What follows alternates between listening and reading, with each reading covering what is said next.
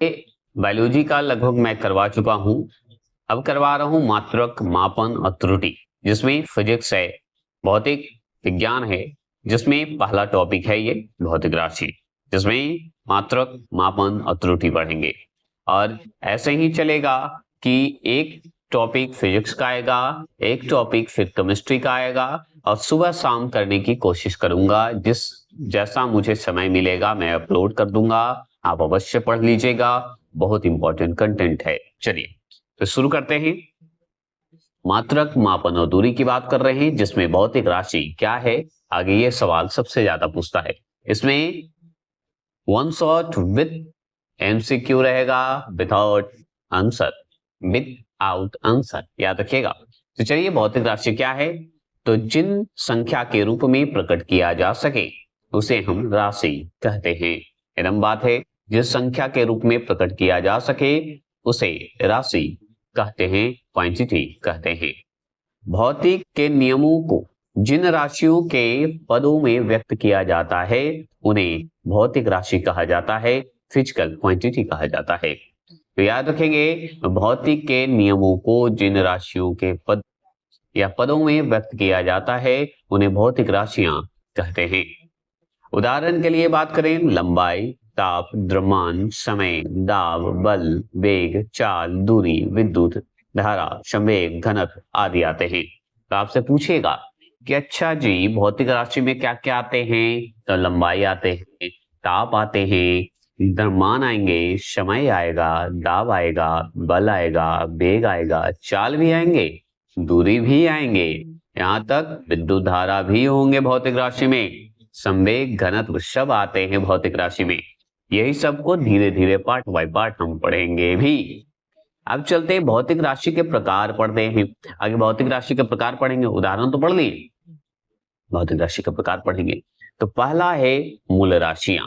मूल राशि में वे राशियां जो अन्य राशियों पर निर्भर नहीं करती, उन्हें मूल राशि कहते हैं। मूल राशि को वास्तविक राशि भी आप कह सकते हैं, क्योंकि मूल राशि वे राशि है जो अन्य राशियों पर निर्भर नहीं रहती, किसी पर डिपेंड नहीं रहती, उसे हम मूल राशि कहते हैं। और मूल राशि है तो उदाहरण के लिए लंबाई जो है ये मूल राशि है, वास्तविक है, फंडामेंटल क्वांटिटीज कहिए या फंडामेंटल और बेस क्वांटिटीज कहिए। लंबाई आपका मूल राशि है, समय हमारा मूल राशि है, ताप क्या है? मूल राशि है, द्रव्यमान भी मूल राशि है, विद्युत धारा क्या है? मूल राशि है, ज्योति तीव्रता ये भी मूल राशि है, तथा पदार्थ की मात्रा ये भी मूल राशि है। अब चलिए, व्युत्पन्न राशि क्या होते हैं? तो डाइवर्ट जो क्वांटिटी होते हैं, डाइवर्ट हो जाते हैं, भटक जाते हैं किसी के बातों में, इन्फ्लुएंस में, ऐसे याद रखेंगे। तो आप बगल में देख सकते हैं, पिक्चर के साथ दिया हुआ है, टेंशन नहीं लेना है। तो व्युत्पन्न जो राशि है, मूल राशि तो समझ गए, लंबाई, समय, ताप, द्रव्यमान, विद्युत धारा, ज्योति तीव्रता और पदार्थ की मात्रा, ठीक है। अब व्युत्पन्न राशि में वे राशियां जो मूल राशियों की सहायता से प्राप्त होती है, मतलब वास्तविक राशि से, जैसे समय, लंबाई, ये सब की मदद से, ठीक है, प्राप्त होती है, उसे व्युत्पन्न राशि कहते हैं। व्युत्पन्न मतलब उत्पन्न होता है किसी के मदद से, है ना। आपको एग्जाम्पल में दे दूं, माता पिता का मिलन पुत्र का जन्म होता है, उसी तरह मूल राशि का मिलन व्युत्पन्न राशि होता है। एग्जाम्पल में समझ में आ गया होगा, क्योंकि अभी जस्ट बायोलॉजी पढ़े तो उसी से जोड़ देता हूं, क्यों अलग एग्जाम्पल दूं, है ना। जैसे में सोच लीजिए क्षेत्रफल। अब क्षेत्रफल का सूत्र बताइए, तो नहीं जानते, छोड़िए। दाब का यहाँ पे देख लीजिए, दाब का सूत्र दिया हुआ ना, दाब बराबर बल बटा क्षेत्रफल, ये मिलकर हुए। तो उसी तरह क्षेत्रफल हो गए, आयतन हो गए, दाब हो गए, चाल हो गए, वेग हो गए, त्वरण हो गए, बल हो गए, कार्य हो गए, ऊर्जा हो गए, ये सब है व्युत्पन्न राशि। क्यों? क्योंकि मूल राशि से मिलकर बने हैं, उनकी मदद से बने हैं। क्षेत्रफल भी उन्हीं की मदद से बना है, आयतन भी उन्हीं की मदद से बना है, दाब भी बना है, चाल भी बना है, वेग भी बना है, त्वरण भी बना है, बल भी बना है, कार्य भी बना है, और ऊर्जा भी बना है ना। चलिए आगे चलेंगे और पूरक राशि पढ़ते हैं। सब पढ़ रहे हैं हम, भौतिक राशि के प्रकार पढ़ रहे हैं, जिसमें तीसरा हम पढ़ रहे हैं पूरक राशि। इसमें आदिश राशि आएगा, सदिश राशि आएगा, देखिए पढ़ते जा रहे हैं। और मुझसे त्रुटि हो तो हम क्षमा चाहते हैं, गलतियों को माफ करिएगा, लेकिन याद करवाने के लिए थोड़े शब्दों के साथ मैं खेलता हूं, इसके कारण आपको हो सकता है लगे कि मैं अच्छा ना पढ़ाऊं, लेकिन इतना जरूर ध्यान रखिएगा, इतना मैं वादा जरूर करूंगा कि मेरा त्रुटिपूर्ण जो शब्द हैं या टूटा फूटा जो मैं पढ़ाता हूं, उससे आपको मेरी गलतियों को टोकते टोकते आपको याद हो जाता है, आप उसमें सुधार अपने आप करते हैं, ये मैं जानता हूं। चलिए, पूरक राशियां क्या है? वे भौतिक राशियां जो ना ही मूल राशि है और ना ही व्युत्पन्न पूरक राशि है, मतलब ना ही व्युत्पन्न राशि है, इसी को हम पूरक राशि कहते हैं। न मूल राशि से मिला है न व्युत्पन्न से, तो कौन सा आएगा? समतल कोण, घन कोण, ये सब आ जाएंगे, है ना। मतलब कि आप ये बोल सकते हैं सप्लीमेंट्री क्वांटिटीज बोलिए पूरक राशि को, है ना। तो पूरक मतलब है पूर्ण, जो कि किसी के मदद से नहीं बनेगा ये भाई। ये समतल कोण है, घन कोण है, ये सब जो है अपना पूरक राशि में आते हैं।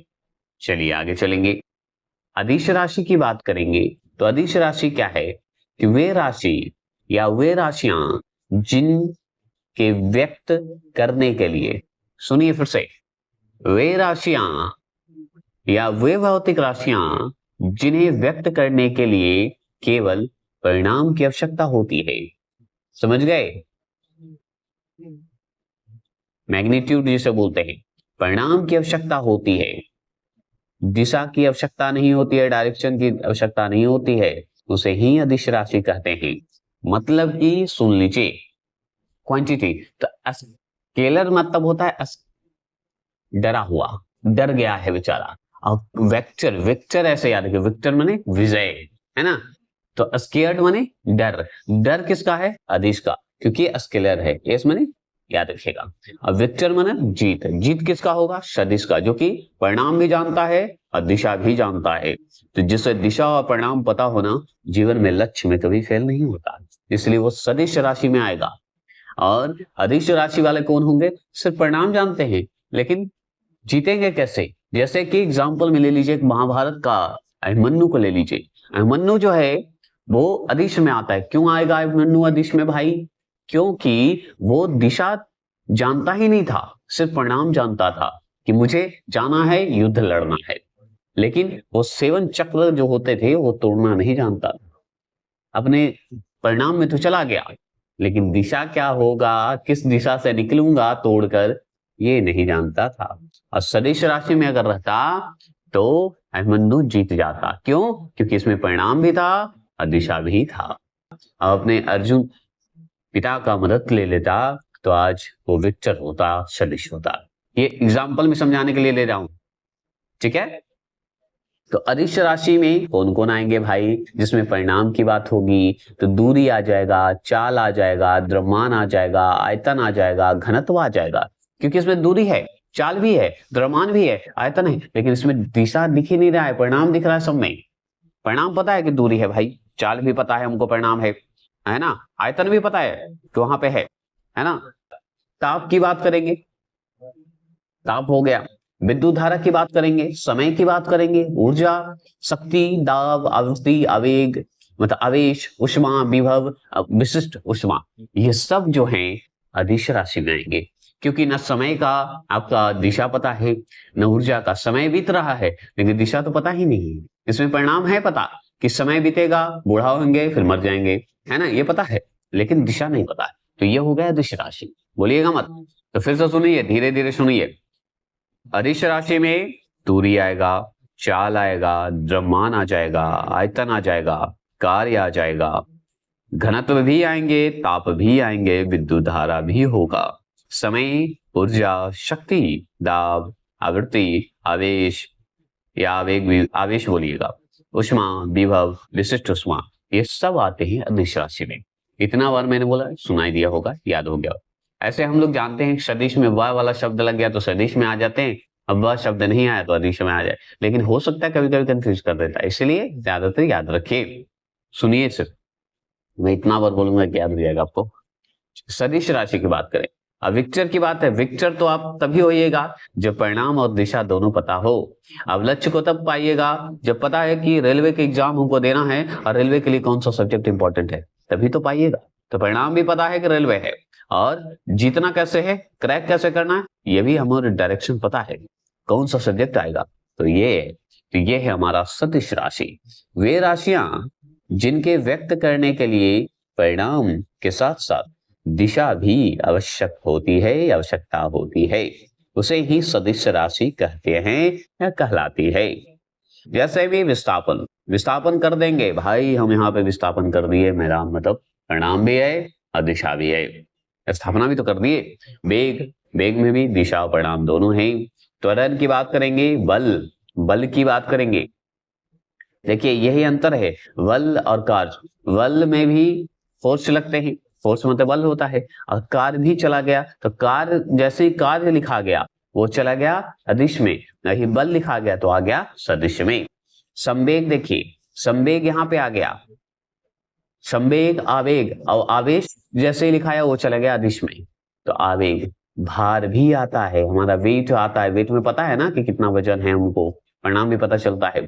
बल अघूर्णन भी है इसमें, कोणीय वेग, विद्युत क्षेत्र मतलब विद्युत क्षेत्र, चुंबकीय क्षेत्र, चुंबकीय तीव्रता, चुंबकीय अघूर्णन, विद्युत तीव्रता, ये सब है सदिश राशि। क्यों सदिश राशि है, सुनिए। जिसमें ज्यादातर विद्युत आ जाए, विद्युत आ जाए, ये सब आ जाएंगे आपको लगभग सदिश राशि में।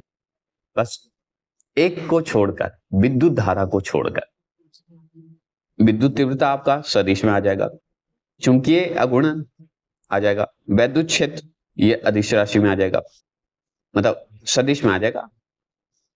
वैद्युत क्षेत्र मतलब विद्युत क्षेत्र, चुंबकीय क्षेत्र, चुंबकीय तीव्रता, चुंबकीय अघूर्णन, ये सब चुंबकीय जितने आएंगे ये आपके आ जाएंगे सदिश में। कोणीय वेग अगर पूछे, वेग है ही तो वेग में आ जाएगा, वेग खुद आ जाएगा तो ये सदिश राशि में आ जाएगा। बल आ जाएंगे, संवेग आ जाएंगे, आवेग आ जाएंगे, भार आ जाएंगे, बल अघूर्णन, ये सब सदिश राशि है। विस्थापन, वेग, त्वरण, ये सब तो होते ही हैं, ये सब तो याद होगा आपको, है ना, याद रखिए। अब ब वाला शब्द तो आप छाट सकते हैं, लेकिन जिसमें ब ना दे तो चुंबकीय जिस क्षेत्र में आ जाएगा वो सदिश मान लीजिएगा।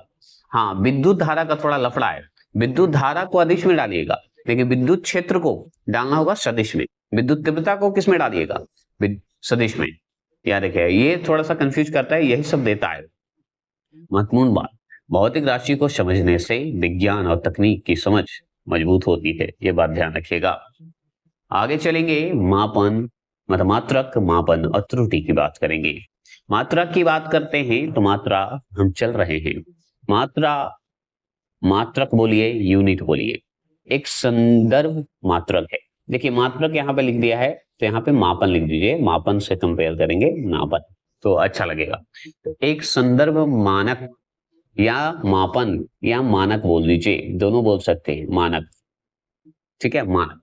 तो एक संदर्भ मानक है जिसका प्रयोग भौतिक राशि के परिणाम को मापने के लिए किया जाता है, मापने के लिए किया जाता है, और किसी दी गई भौतिक राशि की समान प्राकृतिक की ज्ञात जो है मानक राशि के साथ, यहाँ पे मात्रक राशि भी गलत नहीं है लेकिन मानक राशि के साथ अच्छा है, मानक राशि के साथ, क्योंकि मात्रक पढ़ रहे तो मात्रक राशि बोलना अच्छा नहीं लगेगा, तो मानक राशि बोलिए, ये थोड़ा सा ये गलती किया है। तो मानक राशि के साथ तुलना की प्रक्रिया को ही हम मापन कहते हैं, मेजरमेंट कहते हैं, याद रखिएगा। ठीक है, क्लियर हो गए। तो आप मात्रक राशि भी बोल सकते थे, क्योंकि मापन का किसे कहते हैं, तो मापन मेजरमेंट को जो कहते हैं वो हम समझ गए कि एक संदर्भ मात्रक है जिसका प्रयोग भौतिक राशि के परिणाम को मापने के लिए किया जाता है, और किसी दी गई भौतिक राशि की समान प्राकृतिक नेचर की ज्ञात मात्रक राशि के साथ जो तुलना की प्रक्रिया होती है उसे ही मापन कहते हैं, मेजरमेंट कहते हैं। उदाहरण के लिए ले लीजिए कि बल, बल बराबर, बल मतलब एफ से इंडिकेट करेंगे फोर्स है, तो बल बराबर 10 गुने 1 न्यूटन होंगे, बराबर 10 न्यूटन हो जाते हैं, आप देख सकते हैं। अब यहां दर्शाया गया है कि 10 को दर्शाया गया है, और 10 न्यूटन बल के लिए मात्रक जो है 1 न्यूटन का है, तो 10 गुना हो जाएगा। क्लियर हो गए, तो 1 यूनिट को 10 गुना के रूप में कन्वर्ट किया गया है, यही उदाहरण के रूप में समझाए, तो आप समझ सकते हैं। इसे हम नहीं भी पढ़ाते तो आप समझ जाते। अब जैसे कि भौतिक राशि के प्रकार पढ़े, उसी तरह मात्रकों के भी प्रकार पढ़ेंगे, मानक के भी प्रकार पढ़ेंगे। तो मात्रक के प्रकार की बात करेंगे जिसमें मूल मात्रक भी होंगे और इसमें भी व्युत्पन्न मात्रक होंगे। जैसे भौतिक राशि में मूल राशि, व्युत्पन्न राशि, पूरक राशि थे, उसी तरह मात्रकों के भी प्रकार होंगे। मतलब मूल मात्रक, ठीक है, मूल मात्रक होंगे, शब्द का थोड़ा खेल हो गया, और आपका व्युत्पन्न मात्रक होंगे। तो चलिए इस पे हम थोड़ा डिटेल और विशेष जानकारी के साथ पढ़ते हैं। मूल मात्रक क्या है? वे मात्रक जो स्वतंत्र होते हैं, अर्थात जो अन्य मात्रकों पर निर्भर नहीं रहते। जैसे मूल राशि की बात की, उसी तरह मात्रकों की होती है। मूल मात्रक कहलाते हैं। नॉर्मल बात है, फंडामेंटल और बेस यूनिट सेम ही है। भौतिक राशि मात्रक सेम होंगे। मूल मात्रक 7 होते हैं। हाँ, इसमें अंतर यही है कि मूल मात्रक कितने हैं? 7। 7 कौन कौन है, इसमें अंतर होगा। मीटर को रखा गया है मूल मात्रक में, किलोग्राम को रखा गया है मूल मात्रक में। किलोग्राम केजी याद रखिएगा, मीटर को एम से इंडिकेट, सेकंड को रखा गया है एस से इंडिकेट करते हैं, एम्पियर, केल्विन और कैंडिला, और अंत में है मोल। तो 7 हमारे मूल मात्रक है। पूछेगा आपसे 7 मूल मात्रक कौन कौन है, तो metre, kilogram, second, ampere, kelvin, candela तथा मोल हैं। ये 7 हमारे मूल मात्रक हैं। मूल मात्रक के थोड़े से हम संकेत को पढ़ लेते हैं, क्योंकि संकेत पूछ देते हैं, ये आवश्यक होता है। तो सुनिए, देखिए लंबाई का मूल मात्रक होता है मीटर। मीटर का संकेत से हम इंडिकेट करते हैं एम। द्रव्यमान का मूल मात्रक होता है किलोग्राम। किलोग्राम से हम इंडिकेट करेंगे द्रव्यमान को, जो कि केजी से शॉर्ट में इसको संकेत करते हैं। समय को सेकंड से इंडिकेट करेंगे, जो कि एस से इंडिकेट करते हैं। विद्युत धारा का मूल मात्रक कौन है? एम्पियर, साथ ही है ना एम्पियर, जिसे ए से इंडिकेट करते हैं। और ताप का जो मूल मात्रक है वो है केल्विन। देखिए मूल राशि का मूल मात्रक है, मतलब कि लंबाई का मीटर, द्रव्यमान का किलोग्राम, समय का सेकंड, विद्युत धारा का एम्पियर, ताप का केल्विन। समझ गए? उसी से जुड़ा हुआ है ना। नॉर्मल आप सोचिए ना कि भौतिक राशि है तो राशि का मात्रक होगा ना जी, तो मात्रक तो मूल्य मात्रक में होगा ना। मूल मात्रक कितने हैं? तो 7 बांटे गए।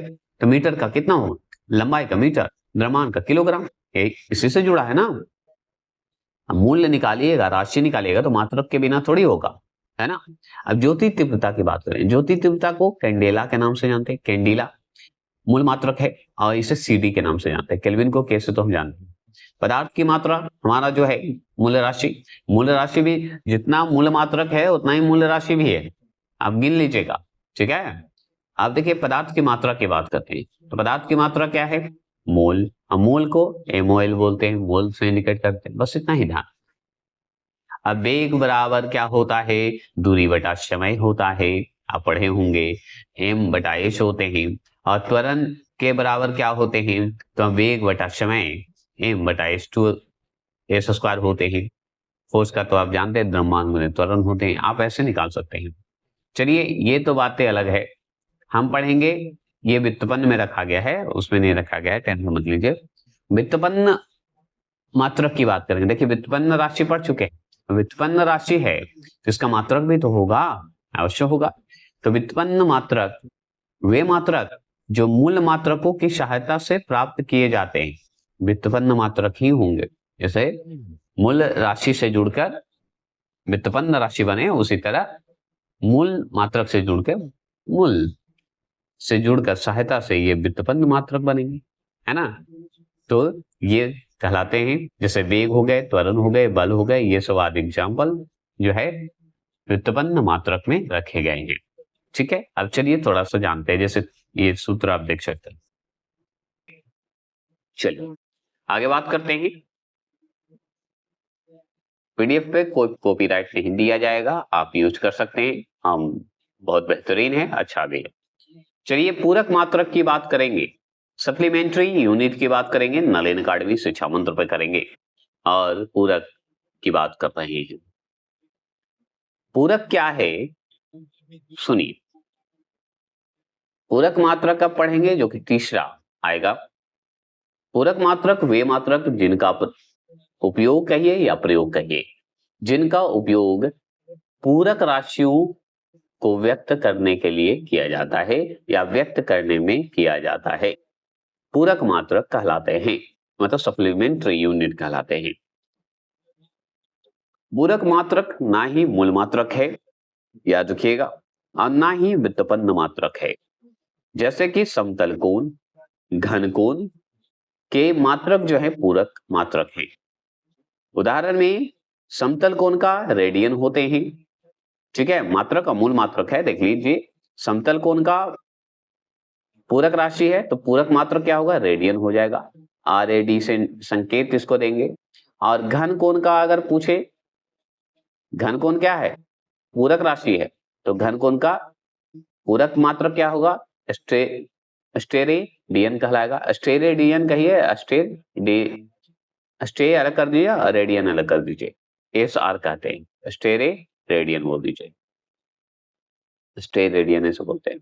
चलिए अब बात करते हैं MKS प्रणाली की, बात करेंगे, FPS पद्धति की बात करेंगे। आप इसमें ध्यान से सुन सकते हैं, याद करवाने का वादा मेरा रहा। अब बात करते हैं कि ये प्रणाली, जो प्रणाली है, प्रणाली के हिसाब से सुनिए, मात्रकों की प्रणाली की अगर बात करेंगे तो ये बीच में जो है ये मूल रूप से बांटा है। तो इसमें सुनिए, मूल तथा व्युत्पन्न दोनों मात्रकों के पूर्ण समूह को मात्रकों की प्रणाली के नाम से जाना जाता है। तो मात्रकों की प्रणाली क्यों हुई, मूल और व्युत्पन्न दोनों मात्रक जो है पूर्ण समूह के रूप में मिलते हैं। तो अब कैसे मिलेंगे और ये कैसे बटे हैं, तो ये लाइन जो देख रहे हैं आप यहां से निकला है, मतलब MKS मीटर किलोग्राम सेकंड प्रणाली, जिसमें मूल मात्रक और व्युत्पन्न मात्रक मिले हुए हैं, है ना, ऐसे याद रखिएगा। अब PFS जो होते हैं, मतलब PF बोल रहा हूं, FPS बोलेंगे पद्धति, तो फुट पाउंड सेकंड, मतलब फुट पाउंड सेकंड, पाउंड मतलब पाउंड, ऐसे याद रखिएगा, FPS फुट पाउंड सेकंड। अब देखिए यहां पे ही ये जो लाइन इधर नीचे गया है, ये है CGS प्रणाली, मतलब सेमी ग्राम सेकंड, याद रखिएगा। SI प्रणाली होता है मात्रकों की अंतरराष्ट्रीय पद्धति, जो अंतरराष्ट्रीय रूप से दिया गया है, इसी के रूप में पढ़ेंगे। तो मीटर, किलो, ग्राम और सेकंड की बात करें तो इस प्रणाली में लंबाई, द्रव्यमान तथा समय के मात्रक क्रमशः मीटर, मीटर के रूप में होंगे, किग्रा के रूप में होंगे, किग्रा ये लिखा हुआ, और सेकंड के रूप में होंगे। तो लंबाई का मीटर, द्रव्यमान का किग्रा और तथा समय का सेकंड हो जाएंगे, ये MKS प्रणाली में आएंगे, ठीक है। एक आता है CGS, आगे तो उसको छोड़िए, आगे ये पढ़िए, FPS पद्धति, फुट पाउंड सेकंड। इस प्रणाली में लंबाई, द्रव्यमान तथा समय के मात्रक क्रमशः फुट, पाउंड तथा सेकंड होते हैं। इसे हम ब्रिटिश प्रणाली भी कहा जाता है।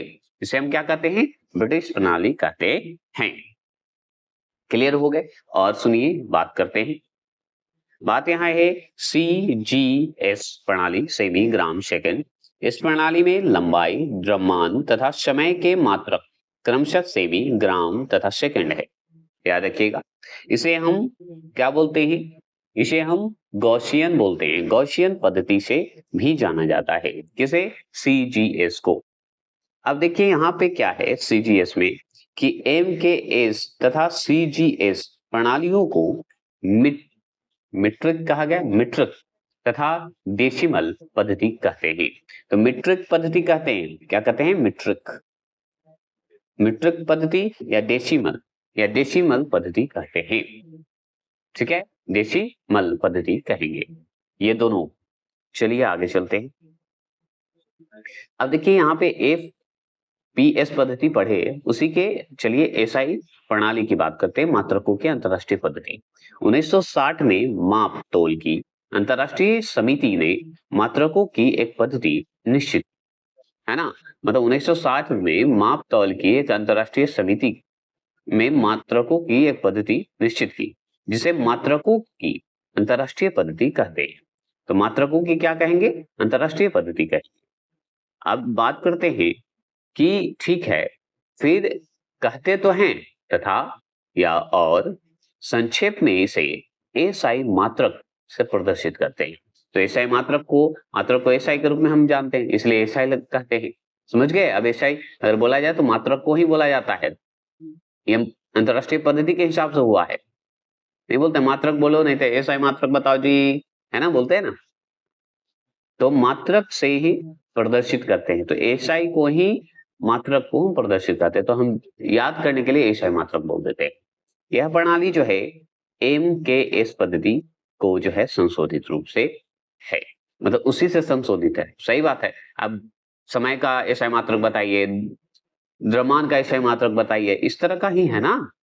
चलिए अब इसी से हम चलते हैं प्रमुख जो व्युत्पन्न राशि हैं, जो मूल राशि से मिलकर बने हैं, उससे जो हमारा सूत्र बनेगा और उसका एसआई मात्रक जो होंगे, जो अभी पढ़े, उसका कौन कौन सा होगा हम थोड़ा याद करते हैं। ज्यादा नहीं चलेंगे, जो इंपॉर्टेंट होंगे उस पर चर्चा करेंगे। जैसे आपको ये पिक्चर में नीचे पीडीएफ के माध्यम से दिख रहा होगा, तो सुनिए। भौतिक राशि की बात कर रहे हैं और एक तरफ सूत्र की बात कर रहे हैं और एक तरफ एसआई मात्रक की बात कर रहे हैं। मान लीजिए आपसे पूछेगा आयतन का क्षेत्रफल क्या है जी, भौतिक राशि है ये, उसका सूत्र बताइए, तो लंबाई गुने चौड़ाई होंगे, और चौड़ाई होंगे तो इसका एसआई मात्रक क्या होगा, मीटर स्क्वायर होगा। ऐसे बोल सकते हैं कि नहीं? वर्ग का क्षेत्रफल क्या होगा, वर्ग का क्षेत्रफल भौतिक राशि है तो भुजा स्क्वायर हो जाएंगे। भुजा स्क्वायर मतलब आप समझ गए, भुजा पे 2 पावर लग जाएगा, और उसका एसआई मात्रक क्या होगा, तो मीटर स्क्वायर हो जाएगा। एसआई मात्रक समझ गए कि नहीं समझे, ये बताइए। एसआई मात्रक तब बोलेंगे जब हम दो राशियों के, मतलब जिस राशि का सूत्र निकालेंगे उस राशि का सूत्र के हिसाब से हम उसको मात्रक निकालेंगे। जो सीजीएस और एमकेएस दोनों के मिलन के साथ निकालेंगे उसको कहते हैं। पहले तो हम पढ़े थे सिर्फ मात्रक मापन अलग अलग, है ना, मूल राशि मूल मात्रक पढ़े, उसका अर्थ अलग अलग। अब इसमें सूत्रों के साथ ही देंगे, है ना। तो ये है हमारा एसआई मात्रक। अब जैसे त्रिभुज का क्षेत्रफल क्या है, तो त्रिभुज का क्षेत्रफल होता है 1/2 गुने आधार गुने ऊंचाई होता है। इसका क्या होगा, इसका भी मीटर स्क्वायर हो जाएगा एसआई मात्रक। तो पूछेगा त्रिभुज का क्षेत्रफल का एसआई मात्रक क्या है, मीटर स्क्वायर। वर्ग का क्षेत्रफल का एसआई मात्रक क्या है, मीटर स्क्वायर। आयतन के क्षेत्रफल का मीटर क्या है, मीटर स्क्वायर। तो मतलब सूत्र पूछे आयतन का तो बताएंगे आयतन का क्षेत्रफल का सूत्र है लंबाई गुने चौड़ाई। वर्ग का क्षेत्रफल का बताइए, भुजा स्क्वायर। त्रिभुज का क्षेत्रफल का सूत्र बताइए, 1/2 आधार गुने ऊंचाई, है ना। अब घनाभ आयतन की बात करते हैं। घनाभ आयतन का भौतिक राशि है, इसका सूत्र क्या होगा जी, लंबाई गुने चौड़ाई गुने ऊंचाई होगा। मतलब 3 है तो 3 को मीटर स्क्वायर की जगह पे मीटर क्यूब कर देंगे, तो एसआई मात्रक मीटर क्यूब हो जाएंगे। तो लंबाई गुने चौड़ाई गुने ऊंचाई पे मीटर क्यूब हो जाएंगे। तो घनाभ का आयतन का सूत्र तो समझ गए और एसआई मात्रक भी समझ गए। अब आते हैं डेंसिटी मतलब घनत्व की बात करते हैं। घनत्व का अगर सूत्र पूछेगा तो घनत्व का सूत्र बताइएगा द्रव्यमान बटे आयतन होगा। द्रव्यमान गुने आयतन नहीं होगा, ये मिस्टेक होने जा रहा था हमसे लेकिन बचा लिया मेरी। घनत्व के हिसाब से होगा द्रव्यमान बटे आयतन। द्रव्यमान बटे आयतन है तो किग्रा मीटर -3 चढ़ेगा पावर, मतलब क्यू चढ़ेगा, -3 क्यू बोल दीजिए, -3 बोल दीजिए, मीटर पे -3 हो जाएगा। तो किग्रा गुने मीटर -3 हो जाएंगे, क्योंकि द्रव्यमान का सूत्र है, मतलब घनत्व का सूत्र है द्रव्यमान बटे आयतन, है ना। द्रव्यमान बटे आयतन है तो किग्रा गुने मीटर क्यू हो जाएंगे, -3 हो जाएंगे पावर पे। उसके माथे पर रख दीजिए, उसी को तो पावर कहते हैं। पावर मतलब प्रेशर, दबा दीजिए कि जाओ तुम पे 3 - 3 पावर चढ़ा दिए। अब बेग की बात करते हैं। बेग की बात करेंगे, बेग का भी होता है विस्थापन बटा समय। विस्थापन बटा समय को ही हम बेग कहेंगे जी। और इसका एसआई मात्रक बताइए जी, तो मीटर गुने सेकंड पे पावर -1 होगा जी। थोड़ा सा इसमें बोलने में थोड़ा लड़खड़ा जा रहा हूँ, इसके लिए क्षमा चाह रहा हूँ। तो मीटर सेकंड -1 हो जाएंगे जी। चलिए बल की बात करेंगे। बल की बात करेंगे, बल का बताइएगा सूत्र क्या होंगे, तो द्रव्यमान गुने त्वरण होगा। द्रव्यमान गुने त्वरण होगा। बल का बताएंगे सूत्र द्रव्यमान गुणित त्वरण। और द्रव्यमान गुणित त्वरण है, इसका मतलब इसमें सूत्र तो दो होंगे, एक तो न्यूटन हो जाएंगे, दूसरा सूत्र होगा किग्रा गुणे मीटर गुणे या मीटर सेकंड माइनस, मतलब सेकंड पे पावर -2 हो जाएंगे, है ना, याद रखिएगा। तो ऐसे याद रखेंगे कि मीटर किग्रा मीटर सेकंड स्क्वायर भी आप कर सकते हैं, याद रखिएगा। याद करने के लिए -2 भी कर सकते। अब सुनिए, अगर रेखीय संवेग की एमसीक्यू में क्लियर हो जाएगा आपका, टेंशन नहीं लीजिएगा। रेखीय संवेग का सूत्र पूछे तो हम बोलेंगे द्रव्यमान गुने वेग बता देंगे, ठीक है। अब वेग बताएंगे तो सोचिए इसका सूत्र है, शायद सूत्र क्या होगा, तो किग्रा मीटर सेकंड होगा। -1 है तो 1 रखिए, चाहे मत रखिए। चुंबकीय क्षेत्र की बात करेंगे, चुंबकीय क्षेत्र की बात करेंगे, चुंबकीय क्षेत्र का सूत्र होता है बल बटा विद्युत धारा गुने विस्थापन होगा, ठीक है। मतलब बल बटा विद्युत धारा, बल को ऊपर रखिएगा, विद्युत धारा को नीचे, और मल्टीपल विस्थापन से कर दीजिएगा। तो उसका अगर ऐसा मात्रक पूछे चुंबकीय क्षेत्र का तो बताइएगा न्यूटन या एम्पियर मीटर दीजिएगा, या आप टेस्ला या वेबर मीटर सेकंड स्क्वायर दीजिएगा। यहाँ पे देखिए न्यूटन बटा एम्पियर मीटर दे सकते हैं, और दूसरा अगर पूछे टेस्ला, या हो सकता है चुंबकीय क्षेत्र का वेबर मीटर स्क्वायर दे दे, तो ये सब ध्यान रखना होगा आपको, ठीक है। चलिए अब बात करते हैं आवृत्ति की। आवृत्ति मतलब होता है आवर्तकाल, आवर्तकाल ही होगा। इसका होता है हार्टेज, हार्टेज से हम इंडिकेट करते हैं आवर्तकाल। पृष्ठभूमि की बात करें, देखिए पृष्ठभूमि कर दिया है, पृष्ठभूमि ऐसे लिखाता है, पृष्ठ तनाव ऐसे बोलते हैं, तो पृष्ठभूमि हम मैंने बोल दिया, तो कोई ऐसा नहीं कि गलत लेना है, पृष्ठ तनाव कर दीजिए।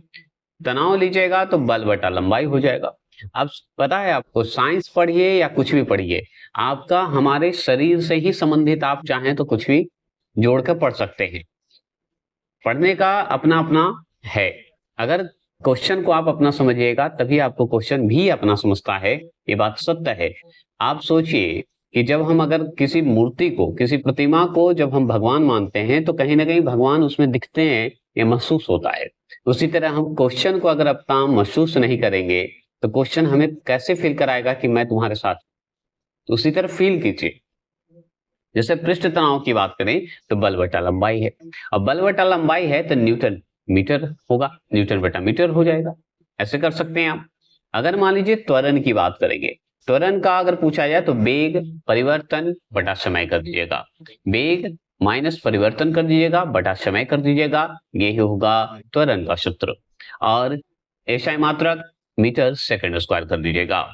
दाब की बात करें, प्रेशर की बात करें तो बल बटा क्षेत्रफल होता है दाब का, और इसका न्यूटन मीटर स्क्वायर या पास्कल हम बताते हैं दाब का, है ना। अगर पूछे कार्य या ऊर्जा की बात करेंगे तो कार्य और ऊर्जा का होता है द्रव्यमान गुणे गुरुत्वीय त्वरण गुणे ऊंचाई होता है।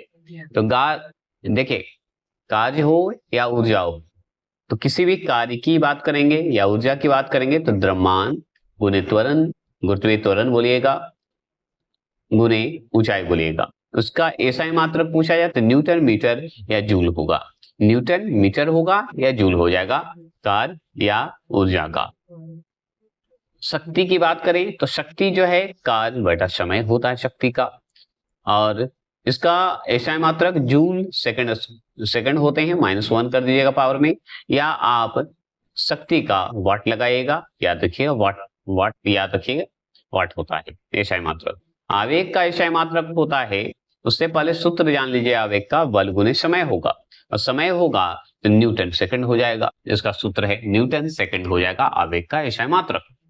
क्लियर हो गए, न्यूटन सेकंड एसआई मात्रक हो जाएगा, सूत्र बल गुने समय हो जाएगा। ये आपको सुनाने के लिए, याद कराने के लिए मैंने ऐसे ही पढ़ लिया, और हम बोलते हैं आपको ट्रिक जितना पढ़ लीजिए, अगर ये सुन लीजिएगा तो मैं वादा करता हूं कि आपको याद हो जाएगा, ठीक है। सिर्फ सुनना है आपको, ना कि आपको इसका रिपीट करना है, मैं रिपीट कर रहा हूं ना, सिर्फ सुनिए। अब देखिए नोट की बात करें, थोड़ा सा नोट सुन लीजिए। मूल मात्रक वे हैं जो स्वतंत्र होते हैं तथा जिन पर निर्भर नहीं करते, वो मूल मात्रक होते हैं। व्युत्पन्न मात्रक क्या होता है पता है, मूल मात्रकों की सहायता से प्राप्त किए जाते हैं, उसे व्युत्पन्न मात्रक कहलाता है। क्लियर हो गया? लंबाई, द्रव्यमान तथा समय के प्रयोगात्मक मात्रा की हम बात करेंगे। तो देखिए, लंबाई की बात करेंगे, द्रव्यमान की बात करेंगे तथा समय के प्रयोगात्मक मात्रा की बात करेंगे। तो द्रव्यमान तो देख ही रहे हैं, लंबाई देखिए और समय देखिए। तो इसमें सूत्र आपको थोड़ा उटपटांग है, तो इस सूत्र को मैंने छोड़ देता हूं, सिर्फ कुछ कुछ इंपॉर्टेंट चीज जो दिख रहा है वो कर देता हूं। देखिए, ये जो है प्रिंट अच्छा नहीं दिया है। एफएम सही है, एफएम का मतलब होता है फर्मी। तो एक एफएम बराबर होता है 10 पे पावर -15 मीटर होता है। कितने होते हैं? 10 पे पावर -15 बोलिए या 15 बोलिए मीटर होते हैं। अगर मान लीजिए 1 नैनोमीटर बराबर पूछे, एनएम बराबर, 1 एनएम बराबर कितने होते हैं? तो 10 पे पावर -9 मीटर होते हैं। और अगर पूछे 1 माइक्रोमीटर पूछ दे तो 1 माइक्रोमीटर को इंडिकेट करते हैं, यू जैसा रहता है और एम लगाते हैं। तो 1 माइक्रोमीटर बराबर होता है 10 पे पावर -6 हो जाएंगे 1 माइक्रोमीटर। 1 मिलीमीटर बराबर होता है, डबल एम लग जाए, 1 एमएम बराबर पूछे तो क्या बताइएगा? तो उसे 10 पे पावर -3 मीटर बताएंगे, है ना। अगर 1 सेंटीमीटर मतलब सेमी पूछे तो 1 सेंटीमीटर, तो 10 पे पावर -2 बता देंगे। पावर है ये सब, है ना, स्क्वायर में। 1 मीटर मतलब 1 मीटर बराबर होता है 1 मीटर ही होता है। 1 डेसीमीटर, डीएम बताइए, 1 डीएम बराबर कितने होते हैं? 10 पे पावर -1 मीटर होते हैं। 1 डेकामीटर कितना होता है बताइए? 1 डेकामीटर आपसे पूछते हैं कि 1 डेकामीटर बराबर बताएंगे, तो हम बताएंगे भाई डीएएम बोलते हैं शॉर्ट में, 1 डीएम बताएंगे। 1 डीएम होता है, 1 डैम बोल दीजिए ऐसे याद करने के लिए। तो 10 पे पावर -1 नहीं होगा, सिर्फ 1 होगा, पावर 1 होगा, मतलब 10 मीटर होंगे। 1 हेक्टामीटर कितना हो जाएगा बताइए? तो 10 स्क्वायर हो जाएंगे। और किलोमीटर, 1 किलोमीटर मतलब केएम बराबर कितना होता है? 10 क्यू हो जाएगा, 10 पे पावर 3 हो जाएंगे। ये हो गए। अब 1 पिकोग्राम बराबर कितना होता है? 1 पीजी बराबर कितना होता है बताइए?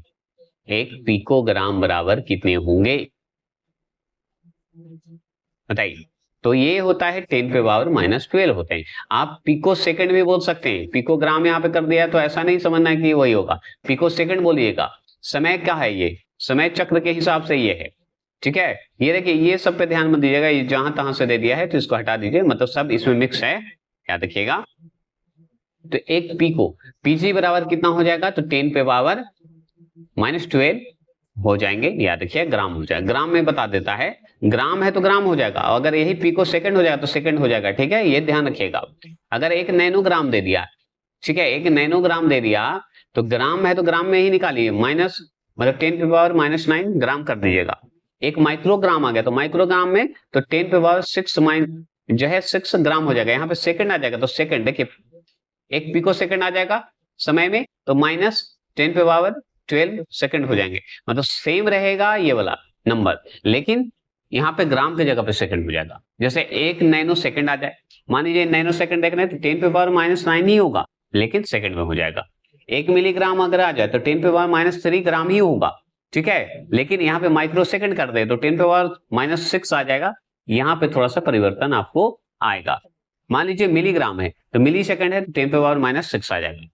तो कुछ कुछ जो है आपको देखना पड़ेगा। जैसे देखिए यहाँ पे बता देते हैं, थोड़ा सा कंफ्यूजन आप दूर कर लीजिए कि देखिए माइक्रो वाला, देखिए माइक्रोग्राम हो तो माइक्रो सेकंड भी सेम ही है, इसमें हमको लगा परिवर्तन है, नहीं है। लेकिन 1 मिलीग्राम देखिए तो मिलीग्राम पे भी -3 है, तो मिली सेकंड में भी वही होगा, बस सेकंड लग जाएगा अंत में। अब 1 ग्राम बराबर 10 ग्राम होता है, तो 1 ग्राम बराबर 10 ग्राम, 1 सेकंड बराबर कितना हो रहा है? 10 सेकंड होता है, बस ऐसे ही चलेगा। डेका ग्राम अगर आ जाए तो 10 पे पावर 1 ग्राम हो जाएंगे। और 1 मिनट बराबर 60 सेकंड होते हैं, तो 1 घंटा बराबर 60 मिनट होंगे। और सेकंड में पूछा है तो 360 सेकंड हो जाएंगे।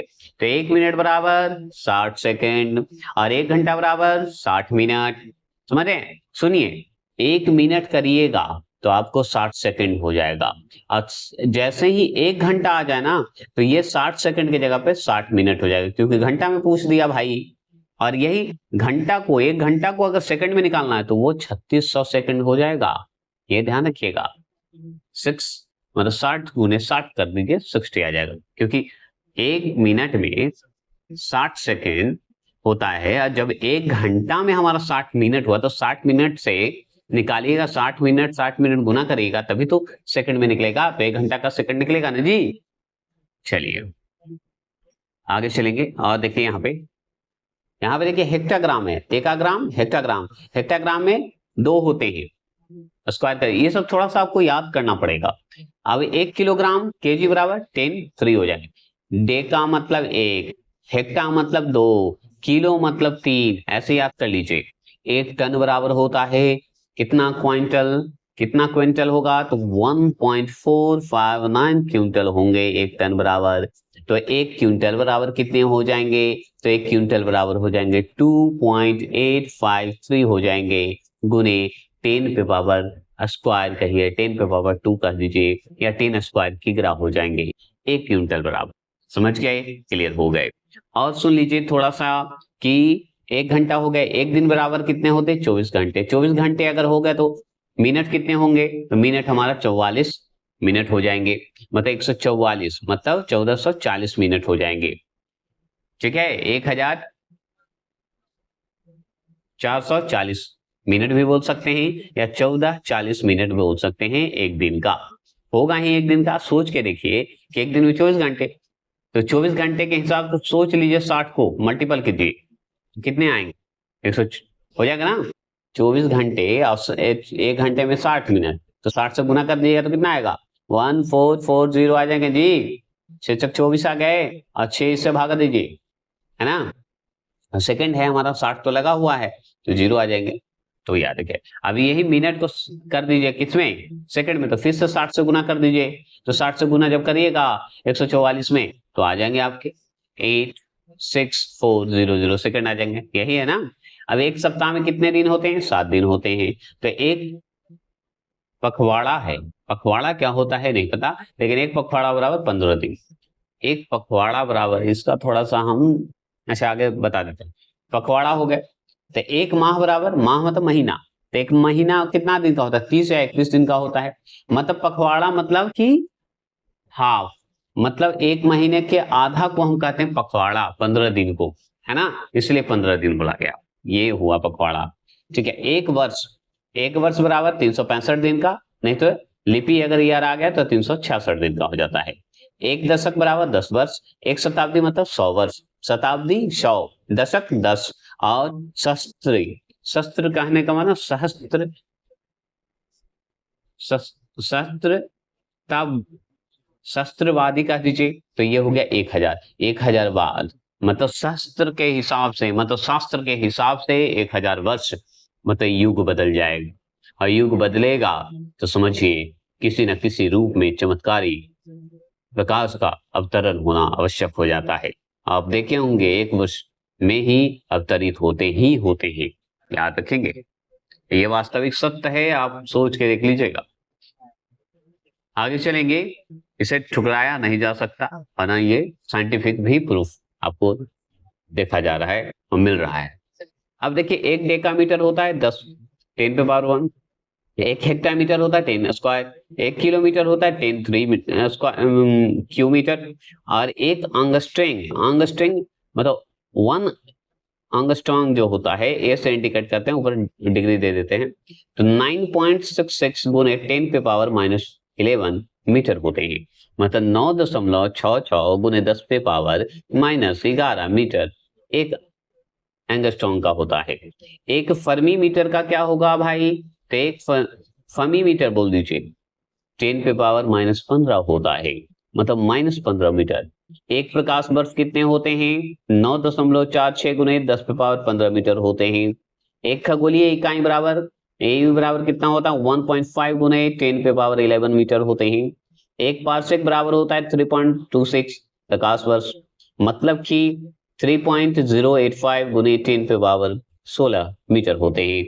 यही आपका सुनने में, अगर आपको सुन सकते हैं तो सुन लीजिएगा, याद तो अवश्य होगा ही होगा, ये बात याद रखेंगे, नहीं तो आप स्किप करके चल सकते हैं। लास्ट में एमसीक्यू भी करवाऊंगा। पूर्व लगन बोलते हैं इसे, पूर्व लगन बोला जाता है, ये बहुत इंपॉर्टेंट है, याद रखने का ट्रिक आप देख लीजिए। बड़ी इकाई और छोटी इकाई है, आप याद करने का ट्रिक देख सकते हैं कि ऊपर जाने वाला गुना 10 होगा और नीचे जाने वाले को भागा कर देते हैं, यही अंतर है। मतलब कि चलिए हम बताते हैं। य ज ए पे टे गी में की है डे, ये तो सुन लिए। ए हो जाता है एकटा, ठीक है। ए हो जाता है योटा, योटा बोलिए, एकटा बोल दीजिए, योटा बोलिएगा ज्यादा अच्छा है, योटा पढ़ने में अच्छा लगता है, बायो डबल टी ए है वो योटा, योटा है। फिर उसके बाद ज से जट्टा, जट्टा आ जाएगा, ठीक है। इंग्लिश वाला शब्द सही है, हिंदी वाला थोड़ा उटपटांग कर दिया है। ए का बात करें तो एक्शा, ए से एक्शा याद रखिएगा।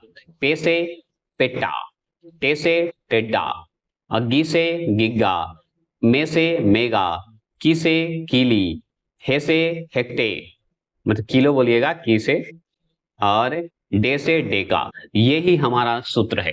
तो डे से डेका। अब इसकी छोटी इकाई भी हम चलेंगे, तो छोटी इकाई को ही हम क्या बोलते हैं कि योटा, योटा का छोटी इकाई क्या हो जाएगा जी, अब बताइए, वाई से इंडिकेट करेंगे, ठीक है। प्रतीक हम बता देते हैं, छोटी इकाई हम बताएंगे आपको, चलिए आगे चल।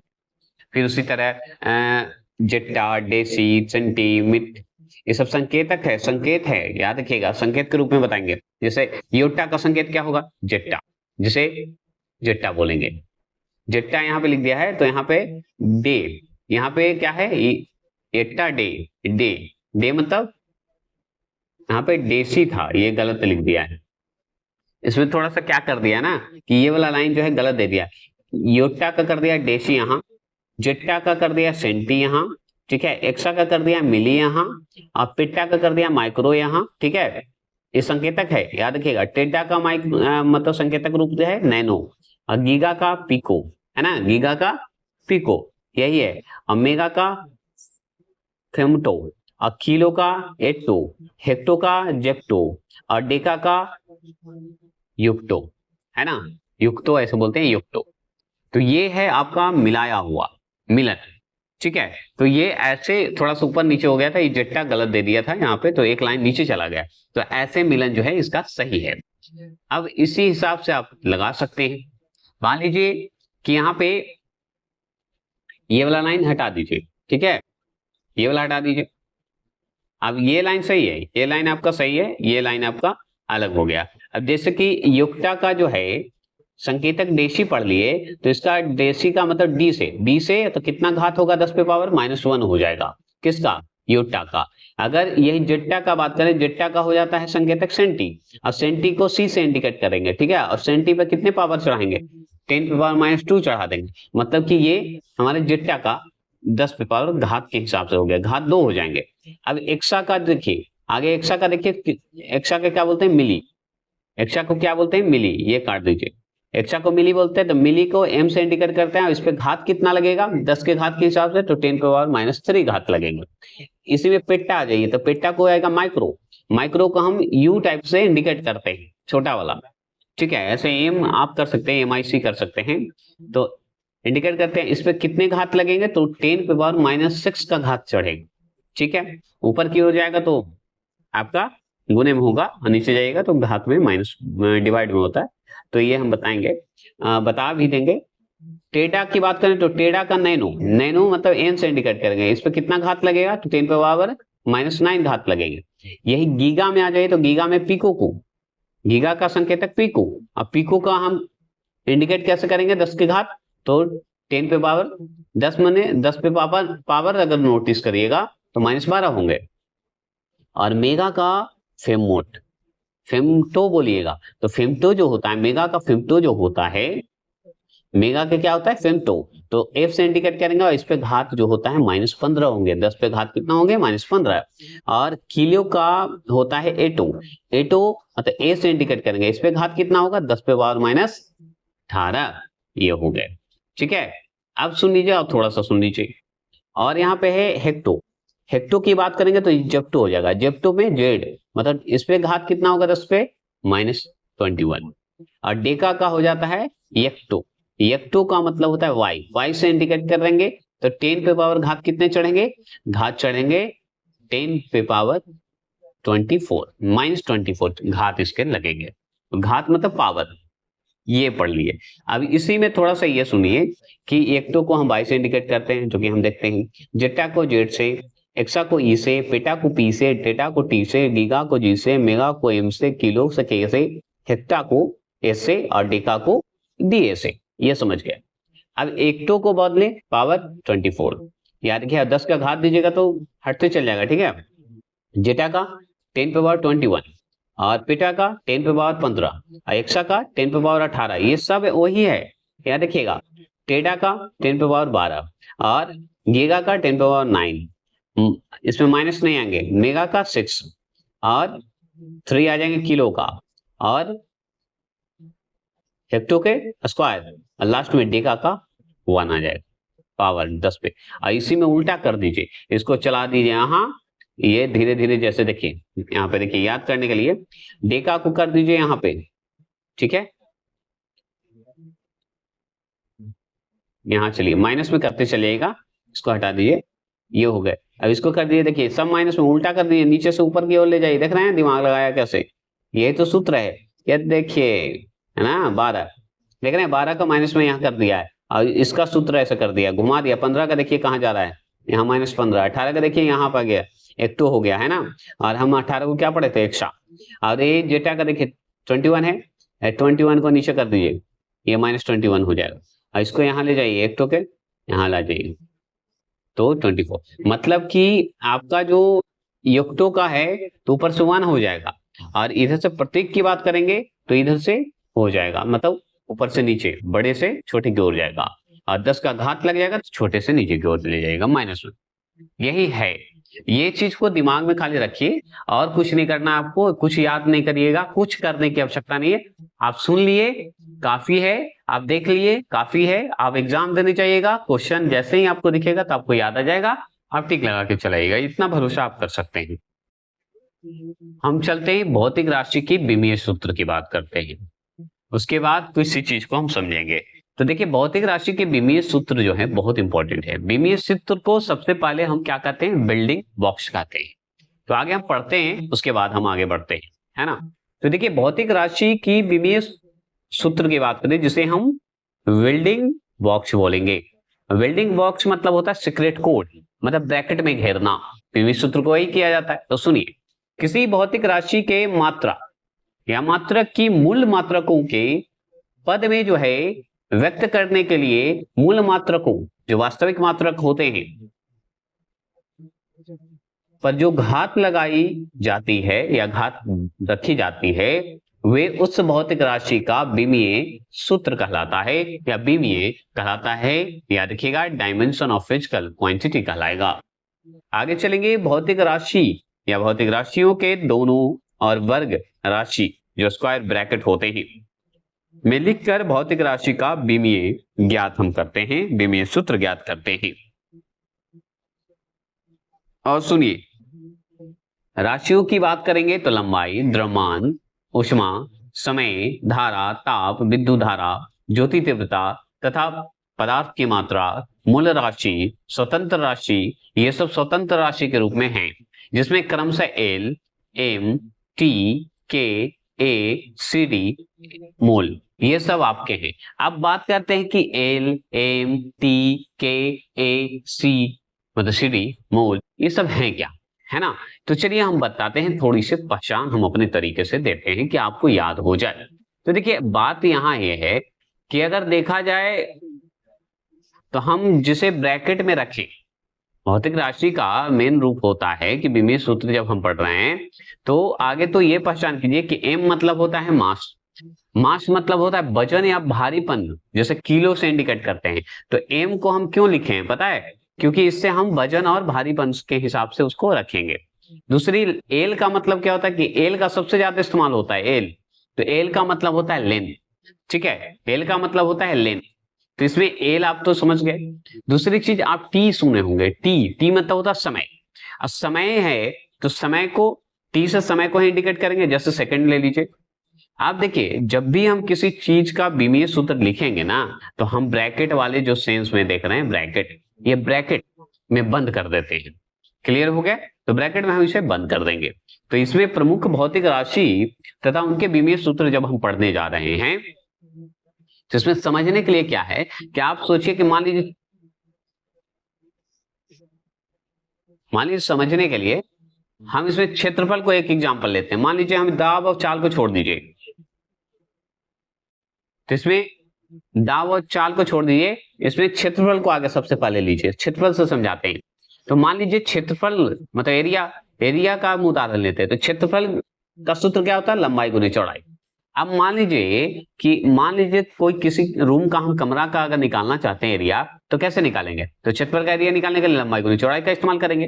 और लंबाई की दूरी को हम एल से इंडिकेट करते हैं, चौड़ाई की दूरी को भी हम एल से इंडिकेट करते हैं। मतलब दूरी को, डिस्टेंस को, एल मतलब क्या होता है? दूरी का मापना, लंबाई का मापना। तो यहाँ पे चौड़ाई की दूरी माप रहे हैं, लंबाई की दूरी मापेंगे तो एल से इंडिकेट करते हैं।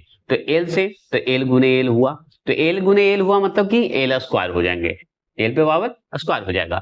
अब यहाँ पे देखिए कि एल स्क्वायर बराबर हो जाता है, तो क्षेत्रफल का विमेय सूत्र जो है ब्रैकेट में कर दीजिए, और ब्रैकेट में घेरने के बाद एम एल स्क्वायर टी हो जाएगा। अब इसमें एम पे जो 0 0 दिया हुआ है, इसका मतलब कि इसमें आपका कोई भी वजन नहीं है। एम मतलब क्या था? वजन या भारीपन का था। टी मतलब समय, तो इसमें में समय नहीं था, बस आपका 2 बार जो है लंबाई है, मतलब लंबाई गुने चौड़ाई। तो एल गुने एल, क्योंकि लंबाई की दूरी और चौड़ाई की दूरी, तो दूरी जैसे ही मेंटेन करते हैं तो एल से इंडिकेट करते हैं, तो यही एल है। तो मतलब एम एल स्क्वायर टी, मतलब ना कोई मास है ना कोई समय है, सिर्फ आपका लंबाई है, मतलब एल है। याद रखिएगा, मतलब इसमें लंबाई चौड़ाई आपको दिखेगा। ये हुआ क्षेत्रफल का। अब थोड़ा सा ले लीजिए चाल को। अभी इसी तरह सुनते जाइए, चाल की बात करते हैं। चाल का क्या हुआ? चाल बराबर हम क्या निकालते हैं? दूरी बटा समय। तो दूरी बटा जो समय निकाला मैंने या आप निकाले, दूरी बटा समय, तो इसमें दूरी बटा समय का क्या करेंगे? मतलब दूरी का मतलब क्या होता है? एल। तो एल को हमेशा रखिए, एल हो गए, तो एल बराबर हो गए। और दूरी का और समय का क्या होता है? टी। तो टी हो गए, तो टी रख दीजिए। तो अब यहाँ पे देखिए क्या है, आप जब इस चीज को देख रहे हैं, विमेय सूत्र को देखिएगा, तो टी जो है आपको नीचे की ओर है, मतलब कि दूरी बटा समय, मतलब एल बटा टी। टी नीचे है, तो नीचे है मतलब माइनस में होगा, ऊपर की ओर रहता तो प्लस में होता, तो पावर इसका -1 हो जाएगा। तो एल टी पे पावर -1 हो जाएगा। याद हो गया कि नहीं? याद हुआ कि नहीं बताइए? तो अभी मैं सूत्र भूलिएगा नहीं। अब चलिए थोड़ा सा और चलते हैं हम। मान लीजिए थोड़ा ब्रैकेट का खेल हम जान रहे हैं, तो घर की तरह इसको बनाइएगा, डिवाइड कीजिएगा। अब इसी तरह और भी चलते हैं, आपको क्लियर कर देते हैं। मान लीजिए आयतन को ले लीजिए, तो आयतन बराबर क्या होता है? लंबाई गुनी चौड़ाई गुनी ऊंचाई ले लीजिए। देखिए दाब का भी आप ऐसे ही याद कर लीजिएगा, दाब का क्या है? बल बटा क्षेत्रफल। और दाब का एक और सूत्र आप कर सकते हैं, द्रव्यमान गुने त्वरण बटा क्षेत्रफल। तो अब देखिए द्रव्यमान का क्या है? एम। एम तो है, ठीक है, एम है, लेकिन अब बल है, तो बल में त्वरण के हिसाब से एल तो होगा ही, और इसमें समय भी होता है त्वरण में, तो टी भी होगा, है ना? तो एल टी, टी पे पावर क्या होगा? -2 होगा, क्योंकि आपका क्षेत्रफल के हिसाब से अगर हम तोड़ेंगे इसको तो ऊपर जाएगा तो माइनस में होगा, और ये एल जो होगा ये नीचे की ओर होगा, तो नीचे वाला जब ऊपर जाएगा तो ये भी माइनस में हो जाएगा, और ये 2 जो है हट के आपका -1 हो जाएगा, क्योंकि 2 का कोई ऐसा नहीं है। तो आप मेन सूत्र आप इसको मानना है, ये सिर्फ समझाने के तरीके से। तो एम एल -1 टी पे पावर -2 ऐसे याद कर लीजिएगा। तो ये दाब का है। अब इसी तरह चलते हैं आयतन का। तो आयतन का तो मैंने बताया कि लंबाई गुने चौड़ाई गुने ऊंचाई है। क्यों? तो लंबाई गुने चौड़ाई है, तो लंबाई की दूरी, चौड़ाई की दूरी, ऊंचाई की दूरी, तीनों की दूरी चाहिए, तो तीनों को एल से इंडिकेट करेंगे। दूरी है तो एल से, तो एल क्यू हो जाएगा। क्लियर हो गए? अब एल क्यू हो गए, न इसमें मास है ना आपका त्वरण है, मतलब न मास है न समय है, तो एम 0 हो जाएंगे, सिर्फ एल ही ना रह गया जी आयतन का, तो एल पे पावर 3 हो जाएंगे, मतलब क्यू हो जाएंगे, और टी भी 0 रह जाएगा। तो एम एल पे पावर 3 और टी, ये भी में सूत्र है आयतन का, भूलिएगा नहीं। अब इसी तरह आप और भी चीज ले सकते हैं। मान लीजिए अब इसी तरह आप ले लीजिए बेग का। बेग का क्या होगा? विस्थापन बटा समय। तो विस्थापन बटा समय है, तो समय तो नीचे है, मतलब विस्थापन बटा समय मतलब टी नीचे, तो टी नीचे है तो माइनस में हो जाएगा, याद रखिएगा। तो आप देखिए विस्थापन का है तो एल तो रहेगा ही, ठीक है, तो एल बटा टी हो जाएगा। एल बटा टी होगा तो एल टी, और टी नीचे जब है तो -1 में कर दीजिए ऊपर, कोई पावर तो है नहीं, तो -1, तो टी पे पावर -1 हो जाएंगे। अब यही m जरूर लगा दीजिए, तो मास लगाइए, तो m 0 है, l है और t पे पावर -1 है, तो सिर्फ t पे पावर -1 ही है और कुछ है नहीं, l भी 0 है, ये भी मान लीजिए, है ना। अब उसी तरह त्वरण का हो गया, बल का देखिए द्रव्यमान गुणित त्वरण, तो द्रव्यमान गुणित त्वरण मतलब m मतलब होता है भार, ये नहीं मास है तो भार या आपका भारीपन की बात करता है, तो m और lt हो जाएगा, त्वरण में लगा दीजिए lt, त्वरण का सूत्र अगर लगाइएगा तो lt आप लगा दीजिए, l t पे पावर कितना होगा, -2 हो जाएगा, ठीक है, -2 हो जाएगा, तो इस ब्रैकेट को बराबर करेगा तो m l t पे पावर -2 ही होगा, क्योंकि m भी 0 l भी 0, ऐसे याद रखिए। अब इसी तरह काज को ले लीजिए, बल गुने विस्थापन है, तो बल गुने विस्थापन है, तो बल गुने विस्थापन में आपका द्रव्यमान का तो बेश हम बताएंगे ही, जब बल निकालना होगा या विस्थापन करना होगा, तो m तो रहेगा, m है, और lt -2 हो जाएंगे, और फिर l तो रहेगा ही, याद रखिएगा, तो टोटल मिला के क्या हो जाएगा, विभेद सूत्र ब्रैकेट में लीजिए m l पे पावर स्क्वायर, तो l स्क्वायर बोलिए, क्या l पे पावर 2 लिख दीजिए, और t पे पावर -2 बता दीजिए। क्लियर हो गया, तो ये विभेद सूत्र आपका है, मतलब ये सॉरी ये हो गए और ये भी एक ही है, मतलब गति ऊर्जा का भी आप ले सकते हो, 1/2 है गुने द्रव्यमान है और वेग स्क्वायर है, तो आप इसे इंडिकेट कर सकते हैं, तो इस तरह से आप याद कर सकते हैं, ठीक है। स्थिति ऊर्जा देखिए यहाँ पे थोड़ा सीख लीजिए कि गति ऊर्जा और स्थिति ऊर्जा बहुत इंपॉर्टेंट है। गति ऊर्जा में द्रव्यमान, त्वरण और गुरुत्वीय है, तो इसमें देखिए m l स्क्वायर और t -2 स्क्वायर होगा, और इसमें गति ऊर्जा में क्या है कि m l स्क्वायर तो है और t -2 स्क्वायर इसमें भी है, याद रखिए, तो सेम ही है दोनों में, बस अंतर क्या है कि जब इसका पूरा सूत्र निकालिएगा lt -1 पूरा ब्रैकेट कर दीजिए बड़ा में और 2 कर दीजिए पावर में। ठीक, राशियों के माप उपकरण की बात करते हैं, आप नलिन अकादमी पे देख रहे हैं समझने के लिए, तो देखिएगा, तो सुनिए, भौतिक राशि के माप समझने व उनके व्यक्त करने के लिए माप यंत्रों का प्रयोग किया जाता है, ये आप समझ गए। माप यंत्रों का सही उपयोग जो है, सही उपयोग ही सटीक मापन की कुंजी होती है, ये हम जानते हैं। तो अगर विमाओं का उपयोग अगर कर रहे हैं तो 3 रूप में उपयोग करेंगे, एक तो समीकरणीय सजातीय में करेंगे या नहीं करेंगे, जांच के लिए करेंगे, दूसरा हम भौतिक राशि के मापन समझने और उसे व्यक्त करने के लिए माप यंत्रों में करेंगे प्रयोग, और एक माप यंत्र का सही उपयोग करेंगे सटीक मापने के लिए। ये हुआ हमारा 3 उपयोग विमाओं का उपयोग करेंगे, विमीय सूत्र। अब चलिए मुख्य वैज्ञानिक यंत्र का उनके प्रयोग की बात करेंगे, जिसमें अल्टीमीटर की बात करेंगे, ठीक है। तो अल्टीमीटर क्या है ये बताइए, है ना, इंपॉर्टेंट है अल्टीमीटर। तो अल्टीमीटर आप पिक्चर देख सकते हैं, अल्टीमीटर जो होते हैं किसी स्थान की समुद्र तल से ऊंचाई को मापने के लिए होता है। इसका प्रयोग किसी भी ऊंचाई वाले क्षेत्र की ऊंचाई मापने के लिए हम प्रयोग करते हैं, अल्टीमीटर का उपयोग करते हैं, मतलब विमानों के ऊंचाई को मापने के लिए हम प्रयोग करते हैं। ऑडियोमीटर की क्या बात है, ऑडियोमीटर का काम है कि ध्वनि की तीव्रता मापने हेतु प्रयुक्त करते हैं, तो ध्वनि के मापने के लिए करते हैं, ठीक है। कानों की जांच तथा विभिन्न ध्वनियों के स्तर को मापने के लिए करते हैं। एनेमोमीटर की बात करें, इससे पहले एक और है अमीटर। अमीटर क्या है कि विद्युत धारा को एम्पियर में मापने हेतु प्रयुक्त करते हैं, अमीटर वो नहीं दिया है। एनीमोमीटर की बात करते हैं, एनीमोमीटर होता है कि वायु की गति तथा दिशा मापने के लिए प्रयुक्त किया जाता है, तो वायु की गति मापने के लिए करते हैं, आप देख सकते हैं, इसका थोड़ा विशेष इधर दे दिया है। अब बैरोमीटर की बात करेंगे, तो बैरोमीटर को वायुदाब मापने के लिए करते हैं, वायुदाब के लिए होता है बैरोमीटर, मतलब वायुमंडलीय दाब मापने वाले यंत्र होते हैं।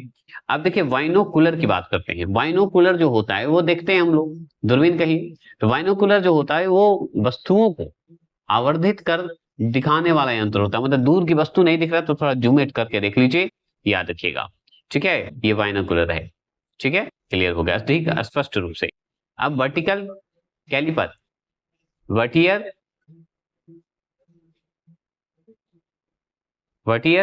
कैलिपर एक होता है जो कि लंबाई, व्यास और मोटाई को बताता है, मतलब छोटी वस्तु की लंबाई, व्यास और मोटाई मापने के लिए ये काम करते हैं, याद रखिएगा, ठीक है। तो लेकिन यहाँ पे सुन लीजिए, ब्यूरेटर बोला जाता है जो कि द्रव के आयतन की अधिकतम क्षमता मापता है, तो ये सब भी एक्स्ट्रा मैं बताता रहा हूँ। आगे सुनिएगा, कार्डियोग्राम जो होते हैं वो हृदय की विद्युत गति को मापता है, कार्डियोग्राम, है ना। कैलोरीमीटर तो आप समझ गए, उष्मा की मात्रा को मापने वाला यंत्र होता है। कार्डियोग्राम जो होता है उष्मा की हृदय की गति को मापने वाला होता है। एक होता है सिनेमेटोग्राफी। सिनेमेटोग्राफी जो होता है वो क्या होता है, सिनेमेटोग्राफी मतलब चित्रदर्शी। चित्रदर्शी मतलब होता है कि यह फिल्म और अपारदर्शी पदार्थों के बिंब को पर्दे पर प्रक्षेपित करने में मदद करता है। मतलब कि सिनेमेटोग्राफी क्या होता है, गतिशील दृश्य रिकॉर्ड करता है। आप देख सकते हैं उसे, चित्रित कर सकता है ना।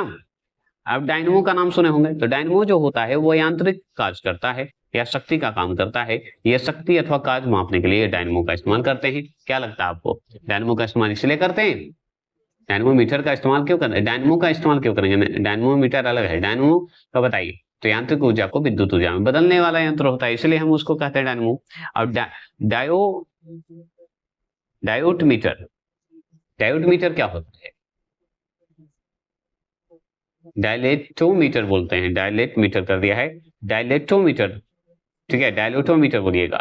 यह सूक्ष्म जीवों का अध्ययन करता है। ठीक है,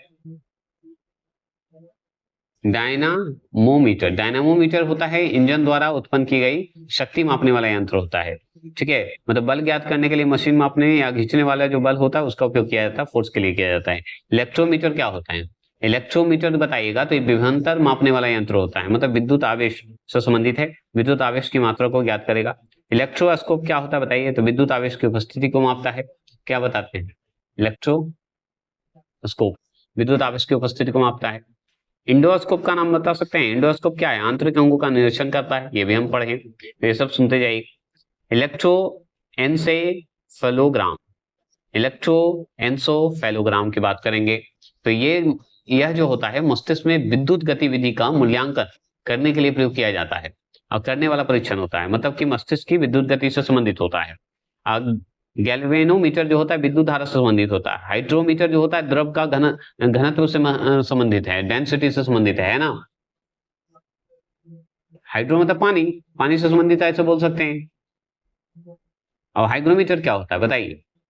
हाइड्रोफोन भी होता है, वो हाइड्रोमीटर होता है द्रव की अपेक्षा। हाइड्रोफोन होता है जो पानी के अंदर ध्वनि की तरंग को मापने के लिए होता है। हाइग्रोमीटर जो होता है वायुमंडल आर्द्रता मापने वाला यंत्र होता है, याद रखिएगा। एक इलेक्ट्रोमीटर जो होता है दूसरे शुद्धता करने वाली। मैनोमीटर जो होता है दाब से संबंधित है। माइक्रोफोन जो होते हैं ध्वनि तरंग से होते हैं। माइक्रोस्कोप जो होते हैं सूक्ष्म वस्तु के अध्ययन से होते हैं। ओडोमीटर देखिए आ गया, दूर के मापने के लिए। पेरिस्कोप जो होते हैं ऊपर से वस्तु देखने के लिए होता है। फोनोग्राफी जो होते हैं ध्वनि रिकॉर्ड करने के लिए होते हैं। और फोटोमीटर जो होते हैं वो प्रकाश की तीव्रता को ये इंडिकेट करने के लिए होते हैं, याद रखिएगा। देखिए फोटोमीटर जो होते हैं ये यहाँ पे थोड़ा सा गलत दिया है, 2 स्तरों का जो है तीव्रता की तुलना को कम आने वाला उपकरण होता है, तो तीव्रता को मापने वाला कह सकते हैं आप। प्रदीपन मतलब प्रकाश से, ठीक है। और ध्वनि की रिकॉर्ड करने वाले को हम बोलते हैं फेनोग्राफी, ये तो बात है। तो ये है आपके थोड़े मोड़े छोटे मोटे आपका। इसी तरह पैरोमीटर देख लीजिए तो विभिन्न तापों और विस्तृत ऊंचाई और ताप को मापने वाला यंत्र है। तो ये सब आपको सुनते जाइए और ये हो जाएंगे। और दूसरी चीज है आपका माइनोमीटर, रेडियोमीटर, दाब, ये सब आपको थोड़ा सा। सिस्मोग्राफी का नाम सुने होंगे। सिस्मोग्राफी का क्या है? भूकंप तरंग मापने वाला यंत्र है, ठीक है। और स्पेक्ट्रोमीटर जो होता है इस यंत्र से प्रकाश के विभिन्न तरंग के स्पेक्ट्रम का अध्ययन किया जाता है। स्पीडोमीटर जो होता है गति चाल से संबंधित होता है, मापने के लिए यंत्र होता है। सिर्फ गमो मैनोमीटर जो होता है ध्वनि धमनी के दाब को, रक्तचाप को, ब्लड प्रेशर को। थर्मामीटर किसी वस्तु की उष्मा या ताप का होता है संबंधित यंत्र को। स्टेथोस्कोप जो होता है चिकित्सा को हृदय की धड़कन या सुनने के यंत्र का काम करता है। स्ट्रोबोस्कोप जो होता है जनित वस्तु के सूक्ष्म की। टैंकोमीटर यांत्रिक के इंजन या घूर्णन की बात करता है। टेलीस्कोप दूरस्थ खगोलीय वस्तु को, ये सब याद कर सकते हैं। तो ये सब तो आप समझ ही रहे हैं। आगे चलते हैं, नियम जरूरी है तो सुन लीजिए। सभी आंशिक और सार्थक अंक होते हैं, याद रखिएगा। और 2 अंकों को मापने के मध्य आने वाले जो शून्य सार्थक अंक होते हैं, शून्य जो होते हैं, चाहे दशमलव के दाईं ओर हो अथवा बाईं ओर हो, दशमलव के दाईं ओर हो या बाईं ओर, ये सार्थक अंक कहलाते हैं। मध्य का माप 1 से कम हो तो, पर दशमलव के बाईं ओर तथा दशमलव के दाईं ओर तो प्रथम अशून्य अंक से पहले बाईं ओर के सभी शून्य सार्थक अंक होंगे। मान लीजिए 5 पॉइंट इधर है तो ये शून्य के रूप में हम कैटेगरी के रूप में रखेंगे, ऐसे याद रखिएगा, सार्थक के रूप में रखते हैं। और सुनिए, यदि किसी संख्या में दशमलव नहीं है तो अंतिम अशून्य अंक के दशमलव जो है, मतलब अंक के दाईं जो ओर है, वो शून्य सार्थक अंक नहीं होते हैं। दशमलव नहीं है तो शून्य नहीं होगा, ये आप देख सकते हैं, ये आप अच्छे से जानते हैं। और अगर मान लीजिए किसी संख्या में दशमलव के बाद अंतिम अशून्य अंक है और दाईं ओर के सभी शून्य सार्थक अंक होते हैं, तो इकाई मानक जो पद्धति है बदलने से सार्थक अंक की संख्या नहीं बदलेगी, अगर दशमलव है तो। समझ गए? तो यदि मापने के बाद किसी वस्तु की लंबाई 547.5 मीटर है, तब इसके 4 सार्थक अंक होंगे, आगे तो 5 होंगे, 7 होंगे, 4 होंगे, फिर 5 भी होंगे, ऐसे होंगे, अन्यथा ये शून्य हो जाएंगे। ठीक है, 5 7 4 होंगे, याद रखिए। निश्चित अगर पूछा जाए तो ये होंगे, 5 नहीं होगा, 5 अनिश्चित हो जाएगा, याद रखिएगा। ठीक है, पॉइंट के बाद वाला सब अनिश्चित हो जाता है, यही बताना चाह रहा है सार्थक अंक। प्रतियोगी परीक्षाओं के लिए महत्वपूर्ण प्रश्न आ चुके हैं और ये नलिन अकादमी का फिजिक्स का है, भौतिक राशि अमात्रक, क्योंकि जितना पढ़े उसका एमसीक्यू है।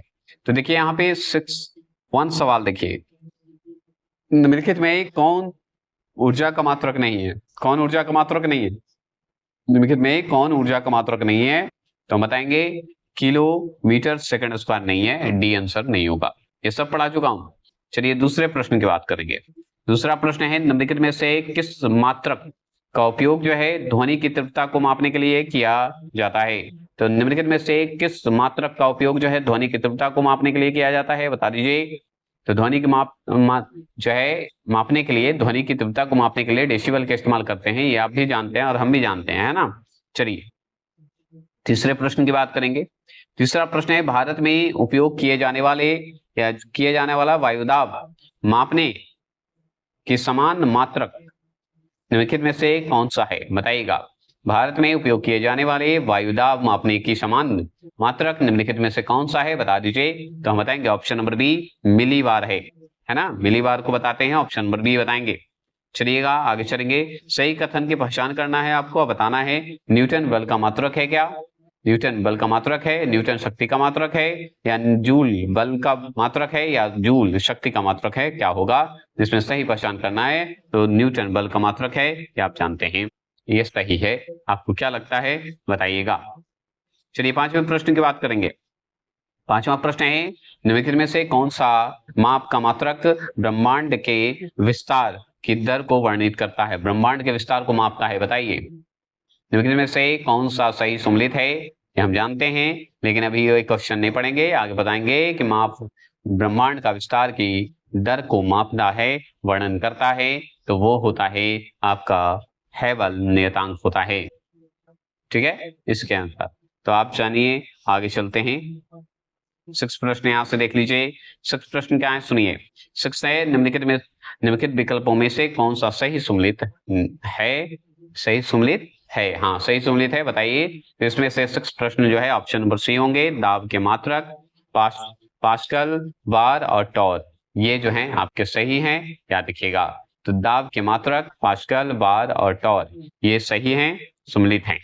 और सुनिए 7वां प्रश्न है, यहाँ पे अपेक्षित घनत्व है, घनत्व का मात्रक, अपेक्षित घनत्व, हाँ अपेक्षित घनत्व का मात्रक क्या होगा, बता दीजिए। तो ये ऑप्शन नंबर 1 होगा, कोई मात्रक नहीं होगा। ठीक है, चलिए 7वें प्रश्न की बात करेंगे। 7वां प्रश्न क्या है कि ओम, यहाँ पे ओम है, ठीक है, ओम मीटर है। ओम मीटर किसका मात्रक है, बताइए। ओम मीटर किसका मात्रक है? तो प्रतिरोधकता का है ना जी, ओम मीटर प्रतिरोधकता का है ना, सी। चलिए आप बताइए, हम अब नहीं बताएंगे, हम बता चुके डिटेल। निम्न में से खगोलीय दूरियों को प्रकाश वर्षों में मापने का एक कारण क्या है? मापने का एक कारण बताइए। खगोलीय दूरियों को प्रकाश वर्ष में मापने का एक कारण क्या है, बता दीजिए। 9वें प्रश्न का जवाब देंगे। तो ये है, प्रकाश की गति हमेशा समान होती है। प्रकाश की गति हमेशा क्या होती है? समान होती है।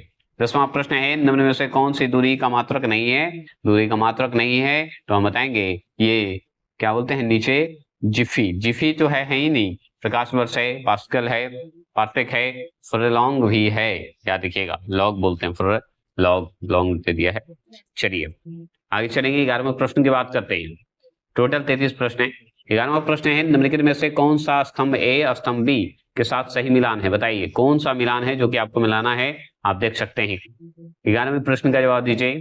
तो देखिए, विद्युत धारा का एम्पियर सी होता है, सही है। वोल्टेज का बताइए, वोल्टेज का आपका जो है डी होगा, वोल्ट, है ना। शक्ति का आप बताइए,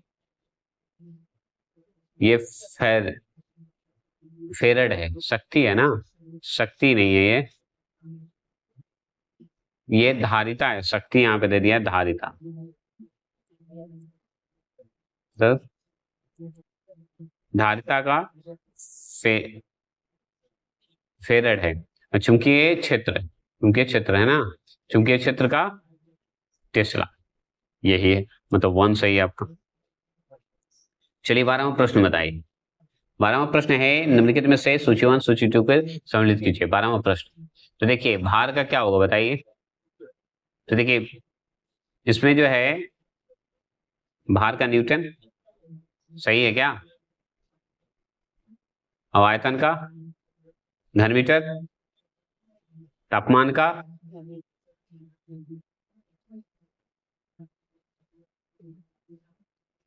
का केल्विन, दाब का पास्कल, ये सही है, दूसरा सही है। चलिए 13वां प्रश्न बताइए। ओजोन परत की मोटाई किसमें मापी जाती है? ओजोन परत की मोटाई किसमें मापी जाती है बताइए। 13वां प्रश्न, तो द ऑप्शन भूमि। चलिए यहाँ पे है भूमि में वायुमंडल,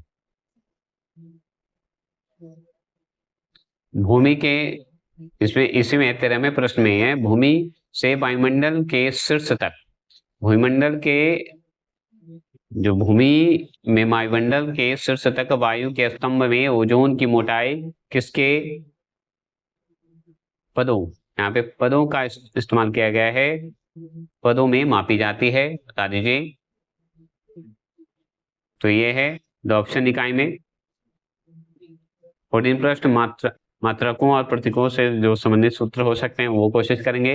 विकल्प में उल्लेखित इकाइयों में से अन्य की तुलना में कौन सी सबसे छोटी है? सबसे छोटी कौन सी है बताइए। तो सबसे छोटी तो हम जानवे करते हैं, आप भी जानते हैं कि आपका 13 होगा, एक ऑप्शन छूट गया है ना, ई का होना चाहिए था, 13 होगा। चलो 14 का सी होगा। चलिए 15वां प्रश्न की बात करें। नाभिकीय है ये, नाभिकीय आकारों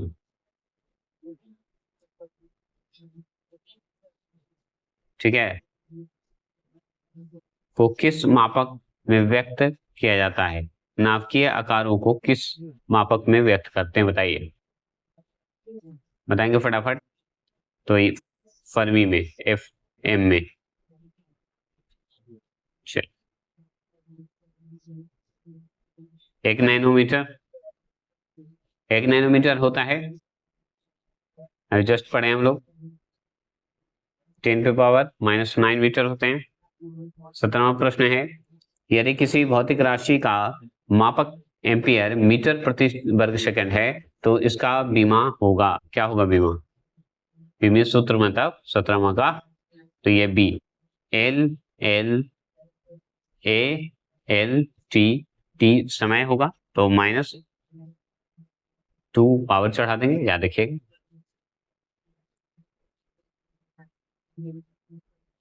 18वां प्रश्न, 18वां प्रश्न क्या है? वैज्ञानिक उपकरण नहीं है। 18वां प्रश्न इसमें कहाँ है? ये तो गलत, ये इधर वाला साइड वाला छोड़ दीजिएगा। देखिए 18वां प्रश्न यहाँ है, ऐसे उपकरण जिसके द्वारा किसी वस्तु के 2 अलग अलग फोटोग्राफी को एक साथ देखा जा सकता है उसे क्या कहेंगे? उसे क्या कहा जाता है बताइए, खाली जगह है, मतलब ऐसे उपकरण जहां पे क्या कहलाएंगे? 18वां प्रश्न का जवाब दीजिए। 18वां प्रश्न का जवाब आप दे रहे हैं स्टीरियोस्कोप, स्टीरियोस्कोप कहा जाता है। आगे चलेंगे, ये देखिए सैन पनडुब्बी होना चाहिए, यहाँ पे गलती हो गया है। तो सैन पनडुब्बियों के मुख्य रूप से निम्नलिखित उपकरणों में से किसका उपयोग किया जाता है? सैनिक का जो पनडुब्बी होते हैं उसमें मुख्य रूप से किस उपकरण का उपयोग किया जाता है, ये बताइए। तो आप बता सकते हैं कि पेरिस्कोप का इस्तेमाल करते हैं ना, पेरिस्कोप का। चलिए 20वां प्रश्न बताएंगे।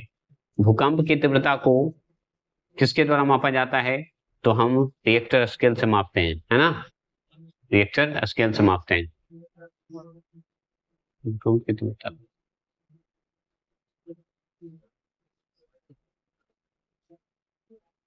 समझ गए? तो ये माइक्रो स्केल दिया हुआ था आंसर, ये गलत है। चलिए आगे चलते हैं। 21 है पवन चक्र यंत्र मापता है, पवन यंत्र चक्र जो मापता है वो पवन दिशा मापता है। अगर 22वां प्रश्न है, ऑटोमोबाइल एक ऐसे उपकरण से सुसज्जित होते हैं जो तय की गई दूरी दिखाते हैं, इसे पहचानो। इसे पहचानो तो वो ऑडियोमीटर कहते हैं, है ना, ऑडियोमीटर, ऑडियोमीटर ऐसे बोलते हैं।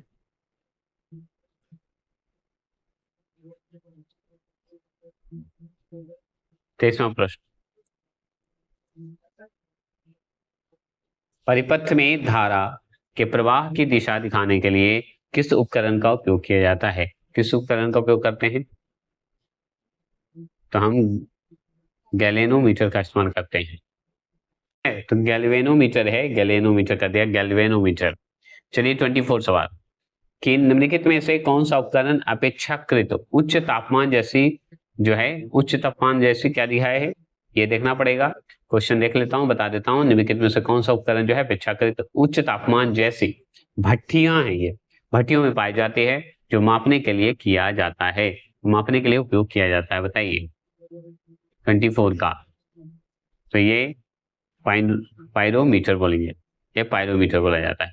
25, निम्नलिखित में कौन सम्मिलित नहीं है? निम्नलिखित में कौन सम्मिलित नहीं है?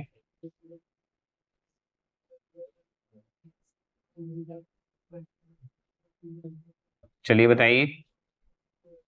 तो बी होगा। माइक्रोफोन छोटे परिणामों के चक्रवातों को मापने के लिए करता है, यहाँ पे 25। चलिए ये सब क्वेश्चन थोड़ा सा उठपटांग है, देख लीजिएगा। चलिए आज के लिए इतना ही रखते हैं, फिर मिलते हैं। जय हिंद जय भारत।